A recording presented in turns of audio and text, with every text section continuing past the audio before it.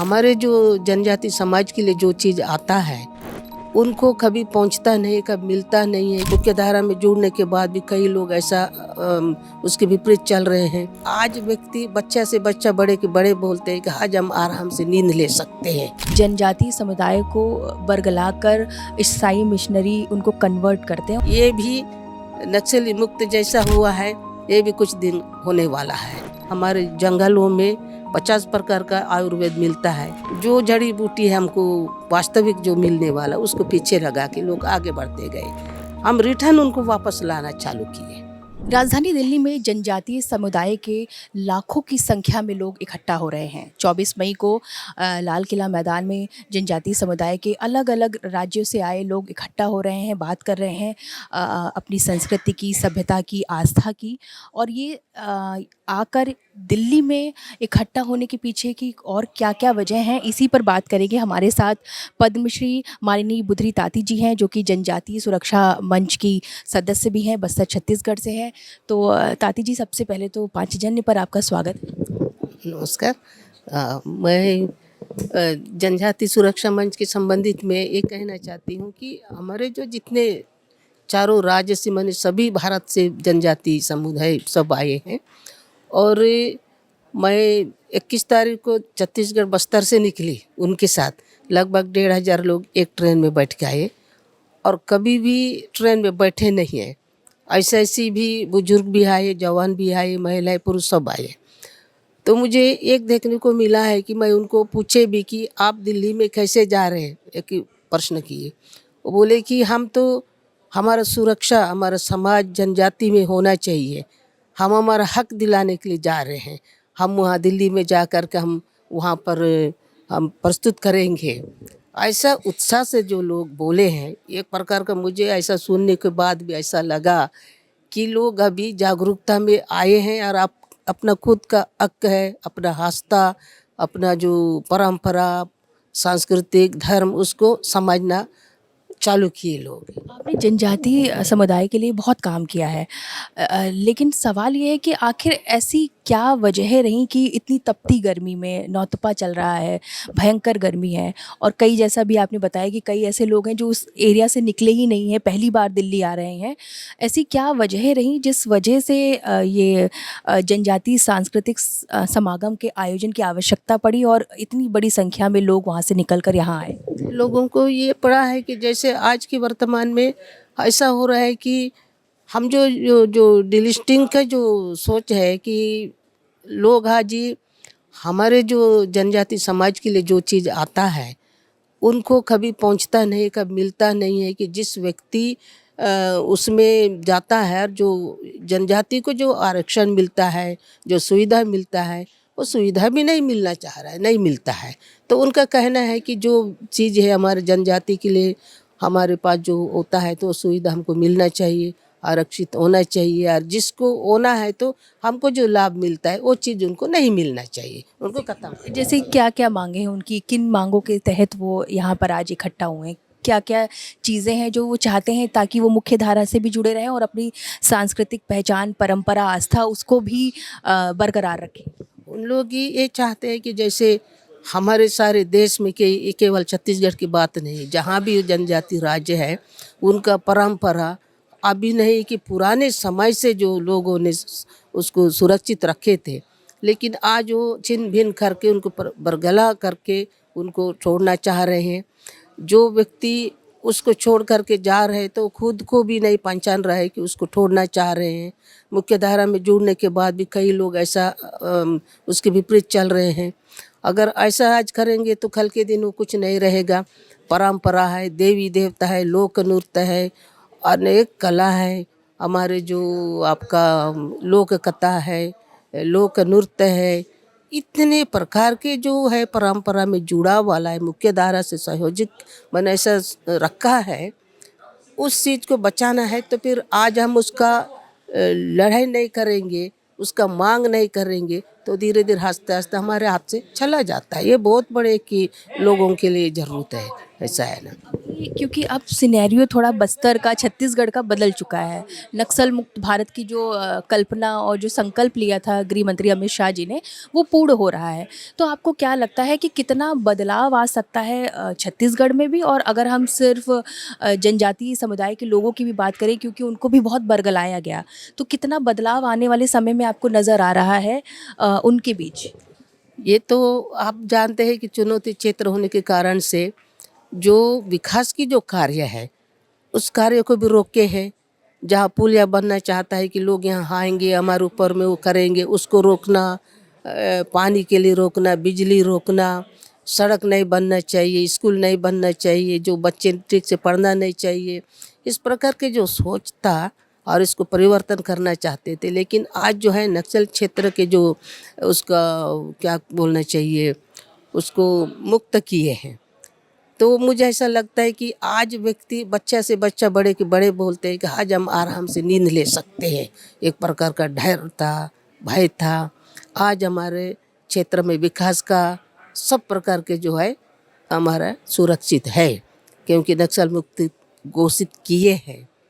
तो वो बहुत बड़ा एक डर था, विकास के तौर पर हो चाहे लोगों के स्वयं के में है। तो ये तो है ही है। आज ही उनको लग रहा है कि हमारे अभी सुरक्षित कोई न कोई है। आपको क्या लगता है, अगर ये नक्सलवाद नहीं होता वहाँ पर, तो जो आज इतनी तपती गर्मी में छत्तीसगढ़ के जनजातीय समुदाय को लोगों को दिल्ली में इकट्ठा होना पड़ रहा है, ये शायद नहीं होना पड़ता। उनके विकास की और जो मुख्य धारा में लाने की और जो परंपराएं संस्कृति को बचाने की जो चीज़ थी वो पहले से होती रहती। नहीं, ये तो बात सही आपने जो प्रश्न किए हैं। मुझे ऐसा लगता है कि आज जैसे व्यक्ति आक्रोश हो करके आए हैं वो नहीं होता, ताकि क्योंकि लोग उनके मन में जो पहले जैसा था वैसा रहे, नहीं तो आज इतना बड़ा आंदोलन लेके नहीं आ सकते। लेकिन आज उनको आना पड़ा, ताकि वो मुक्ति तो हो गया लेकिन इसको भी मुक्ति करना है। भय मुक्त होकर वो वहाँ से हाँ, वहाँ से भय मुक्त एकदम अंदर अंदर के गांव के लोग आए। महत्वपूर्ण सवाल, छत्तीसगढ़ की जब भी बात होती है कन्वर्जन की बहुत बात होती है कि जनजातीय समुदाय को बरगलाकर ईसाई मिशनरी उनको कन्वर्ट करते हैं, और वही कई बार ये मुद्दा राजनीतिक मुद्दा भी बना। ये समस्या, क्योंकि आपने उनके बीच में काम किया है, आप उनके बीच से हैं, ये कितनी बड़ी समस्या है वहाँ पर? और जो ये परंपरा, संस्कृति, सभ्यता, आस्था, इन सब की जो बात हो रही है, इसमें कितना बड़ा बैरियर है, ये रोड़ा है? ये तो क्योंकि हम उनके बीच में अभी तक की 1984 से जो संगठन में हम जुड़ के काम कर रहे हैं, ये तो वास्तविक कि उस समय जो रहा है ऐसा अभी जो वर्तमान में जो हो रहा है, ये बरगलाना इसलिए कि हम वहाँ रहते हैं, लोग उनके पास जाते हैं तो उनको कन्वर्ट करते हैं, शिक्षा के संबंधित, स्वास्थ्य के संबंधित, इसको छोटे मोटे चीज़ों को उन्होंने सामने रख करके उनको सुविधा देने का कोशिश करते हैं। लेकिन ऐसा नहीं है, हम उनके तक ही कभी कोई पहुंचा नहीं होगा। यहाँ पर इस चीज़ को नहीं समझने के कारण से अधिकतर उनका जाने का एक प्रकार का है। और आज ये राजनीति हो चाहे ऐसा हम नहीं बोलते हैं, लेकिन प्रशासन जो साथ दे रहा है उन्होंने भी अच्छा साथ दे रहे हैं और उसको समाप्त भी करना चाह रहे हैं। वहाँ के लोगों को जो कन्वर्ट करते हैं लोकल, उनको लेकर के इस कार्य को अधिकतर करना चाह रहे हैं। जैसे कि वो अपना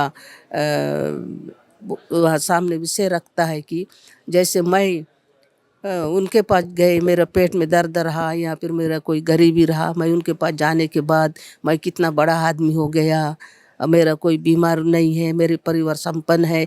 इस प्रकार से जो बातें उनके साथ नहीं होना चाहिए ऐसा बात करके ये सब काम कर रहे। वास्तव में ऐसा नहीं है ना? ऐसा नहीं है कि वीडियो ऐसे बहुत सोशल मीडिया पर वायरल, हाँ, तो थोड़ा सा कर दिया तो परिवार संपन्न हो गया, बीमारी दूर हो गई। वास्तव में ऐसा बिल्कुल नहीं है। जो उन्होंने कर रहे हैं कि केवल झूठ से लोगों को वो कर रहे हैं, ऐसा कुछ नहीं है। व्यक्ति जिस जगह में है, उनका परंपरा है, उनका देवी देवता है, बूढ़ा देव को मानते, उसके पर माई दंतेश्वरी का बहुत बड़ा आस्था है उन लोगों का। मगर इनको ज़बरदस्त इस प्रकार के करते हैं, ज़बरदस्त अलग करना चाहते हैं। तो बिल्कुल ऐसा नहीं है कि उनके पास जाने के बाद कोई व्यक्ति सुखी हो सकता है क्या? हमारा इतना परंपरा है, इतना बड़ा चीज़ होता है कि हम हकीकत हम उनको लोग विश्वास करते हैं। आज नहीं, हजारों सालों से इस चीज़ को करते आ रहे हैं। पर अभी मुझे लगता है कि ये भी नक्सली मुक्त जैसा हुआ है, ये भी कुछ दिन होने वाला है। इस पूरे मसले पर सुप्रीम कोर्ट का भी बयान आया था कि जो कन्वर्ट हो गए हैं उसमें जनजातीय समुदाय के लोग भी हैं, उनका आरक्षण लेने का फिर कोई हक नहीं बनता। एससी एसटी एक्ट या एससी एसटी और इन सब के दायरे से उनको बाहर रख दिया जाएगा, तो ये भी तो नुकसान है। अभी इतनी सारी मांगे लेके सब लोग यहाँ इकट्ठा हो रहे हैं दिल्ली में, और ये कन्वर्जन जो बीते कितने वर्षों से चलता चला आ रहा है, तो क्या इस निर्णय के बाद, इस फैसले के बाद कुछ आपको वहाँ पर लोगों के मन में चेंजेस नज़र आए क्या? बिल्कुल आना चाहिए और आएगा, ऐसा मुझे उम्मीद है, क्योंकि अभी तक इतना बड़ा आंदोलन लेकर हमने कभी किया नहीं है और लोगों के मन में भी ऐसा सोच कभी आया नहीं था। आज जितना बड़ा आया है तो निश्चित रूप से ये जो और है परिवर्तन होगा, बदलेगा। जब धीरे धीरे जैसा समय आ जाता है तो बदलने का मौका मिलता है कि लोगों को भी पता चलता है कि कहाँ जाने से ये जो मुक्ति होता है। नक्सल मुक्त के साथ कन्वर्जन मुक्त भी हो जाए। वो भी हो सकता है, क्योंकि इतने सारे युवा अंदर अंदर से आए हैं कि हमको भरोसा है कि यही समाज गायता परमा गांव के जो मुखिया होते हैं, अगर वो जागरूकता आया है और जो महिलाएं जो बिगड़ा चीज़ को सुधारते हैं, टूटा चीज़ को जोड़ते हैं, अगर मातृशक्ति भी इसमें अगर सहभागिता होंगी, उनको समझ में आया आज, तो निश्चित रूप से ये भी मुक्ति में होने। और महत्वपूर्ण सवाल, आपने आयुर्वेद पे भी बहुत काम किया है। मैंने थोड़ा सा आपका प्रोफाइल पढ़ा और जाना, तो आपने आयुर्वेद के ज़रिए पीलिया एनीमिया जैसी बीमारियों को भी दूर करने की कोशिश की है, जनजातीय समुदाय के बीच में काम किया है।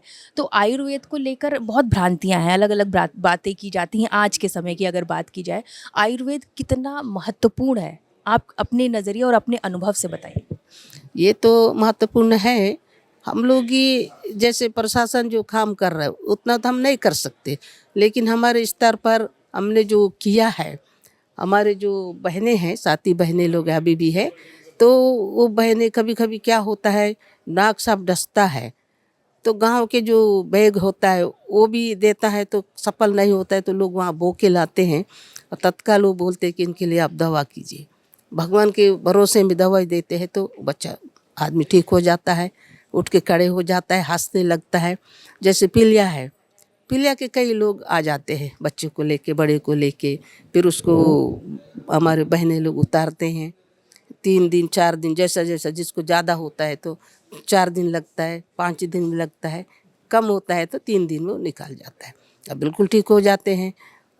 ये एक तो पीलिया का भी हो गया। जैसे कमज़ोर आता है, एक दिन एक ही हमारे गांव के अबूझमाड़ की बच्ची है, वो ऐसा थोड़ा भी चल नहीं पा रही, तो पूरा माने उनका 1 ग्राम जो है खून था मात्र। डॉक्टर भी बोल दिया कि ये तो मेहमान है, तो ये हमारा काम के नहीं है, आपस कर दिए। हमने अबूझमाड़ क्षेत्र में ना बेचते हुए हमारे संस्था में रखे हैं। संस्था में रखने के बाद हमारे पास जो भी प्रोटीन होता है, हम उस चीज़ को अंकुरित करके और लड्डू बना के, चूरन बना के उनको 15-20 दिन खिलाए। ऐसे खिलाते खिलाते 2-3 महीना लगा। उसके बाद ही सबसे पहले हम उसको टेस्ट कराने ले गए, एकदम कंडीशन ख़राब था। टेस्ट कराने ले गए, ले जाने के बाद 9 ग्राम आया, तो 9 ग्राम आया, बढ़ गया। तो हमने जिस डॉक्टर ने बोला था कि उनके पास ले गए, डॉक्टर साहब यही बच्ची है, करीबन 15 साल की बच्ची थी, यही बच्ची है। तो वो इतना खुश हो गए, उनके पत्नी को लाया, सबको बोला सब बनाओ खिलाओ भाई, ये हमारा हाथ में नहीं आ रहा था, इन्होंने खड़ा कर दिए। इस प्रकार से मैंने हम ही नहीं है कि आप इस समाज के लोग भी इसमें भागीदारी है, इस योगदान है ये सब करने के लिए। तो ऐसा हमको भी विश्वास हो गया कि कमज़ोर होता है तो केवल इंजेक्शन से, दवा से नहीं है, दवा का माध्यम तो होना ही है, पर हम भी हमारे तौर पर जितना बनता है तो हमारा भी फर्ज बनता है समाज में रह कर के समाज के लोगों को काम करने का। कई बहनों को हमने भी उसमें ठीक किए, हमारे बहनें, तो ये बहुत सफलता मिला। आपका पीलिया है, फिर कमजोरी है, कभी चाप काटता है, जैसे सिर दर्द होता है। एक ही बड़े उम्र का था, उसको 20 साल से सिर दर्द था, पूरे बाल उड़ गया था। एक दिन घूमते घूमते हमने गए, बाबा क्या हो गया? अरे मेरे को 20 साल से सिर दर्द है बेटा, मैं अस्पताल जाने से भी नहीं हो रहा है, तो क्या करना चाहिए? उनको फिर बुलाए तो हमारे बहन दवाई दी। 15 दिन के बाद फिर बुलाए, वो पूरे बाल आ गया। फिर आसपास के सब सिर दर्द वाले आने लगे। तो ये एक तो बहुत अच्छा आयुर्वेदिक में सफल मिला है हमारे बल पर, जो हम सहयोग करते हैं। आज के दौर में मेंटल हेल्थ पे बहुत चर्चा होती है। आयुर्वेद में आपने काम किया है, आप कर भी रही हैं। मेंटल हेल्थ के लिए क्या करना चाहिए, एक आखिरी सलाह दे दीजिए दर्शकों को। ये तो आयुर्वेदिक में जो हम काम कर रहे हैं, इसमें हम यही सलाह देना चाहते हैं, हर व्यक्ति को हम ये कहते हैं कि आप ही अस्पताल में जाओ और जो दवा देते उनके पास जाओ, लेकिन आप स्वयं भी सुरक्षित रहना। इस चीज़ को आपके पास भी मिलता है। हमारे जंगलों में 50 प्रकार का आयुर्वेद मिलता है, उसमें आपको इसका उपयोग करना है। और आज ये तुम बाजार से इंजेक्शन वाला या फिर ऐसा जो सब्जियां आप खाते हैं, और हमारे जो कैल्शियम जो गांव के जो दवा होता है, गोबर का खाद है, पत्ता का खाद होता है, तो ऐसा छिड़का करके जो दवाई उत्पादन करके आप ही चलाओगे तो आपका ज़िंदगी बहुत अच्छा रहेगा और कम से कम आप बीमार पड़ोगे। हमारे पुराने लोग ही आज भी उनका बाल नहीं पकता, क्यों? ये जो महुआ होता है, महुआ का उसको खाना, फिर उसका फल होता है, फल का तेल निकालना, उसी से खाना खाना, फिर पूरा हाथ पैर को लगाना, ये सारे काम, मिट्टी से सिर धोना, ये कभी बाजार से कोई चीज़ का उपयोग नहीं किया। आज भी व्यक्ति 70 साल से भी बिल्कुल तंदुरुस्त है। तो ये जो है, जितना जो विकास में गए हैं, जो जड़ी बूटी है हमको वास्तविक जो मिलने वाला, उसको पीछे लगा के लोग आगे बढ़ते गए। हम रिटर्न उनको वापस लाना चालू किए। आप जहाँ के वहीं जाइए, आप बेहतर है, क्योंकि हम लोग भी कम से कम दवा के आधार पर रहते, हम उसी के आधार पर हैं। प्राकृतिक चीज़ों की ओर बढ़े। प्राकृतिक चीज उसके और बढ़ना चाहिए। और उससे पत्तल से जो खाना खाते हैं, कहते हैं कि जो जितना दर्द है आज वर्तमान में क्यों हो रहा है, 50 साल भी नहीं आयु होता है, 35 साल से दर्द चालू होता है, क्योंकि हम ताली कटोरी गिलास चकाचौंध में गए और मेडिसिन जो आयुर्वेदिक जो पत्ता होता है उसको हमने छोड़ दिए। इसलिए हम लोग इसको सब बताना, मातृशक्ति में ये हम लोग उनको सामने रखते, जागृति शिविर रखते हैं, अंकुरित करके कैसा खाना है, और पताल से खाना खाना चाहिए। मटके जो पुराने घर घर में पहले रहा उसका वापस लाइए, उसको खाना पकाइए और आपने आपको स्वस्थ रखिए, अच्छा रहिए। कम से कम आपका ज़िंदगी को खर्च कम करना है। तो ये सारे हम लोग गांव में बताना चालू किए और ऐसे उपयोग भी कर रहे हैं। बहुत बहुत धन्यवाद, आपने समय दिया हमसे बात करने के लिए।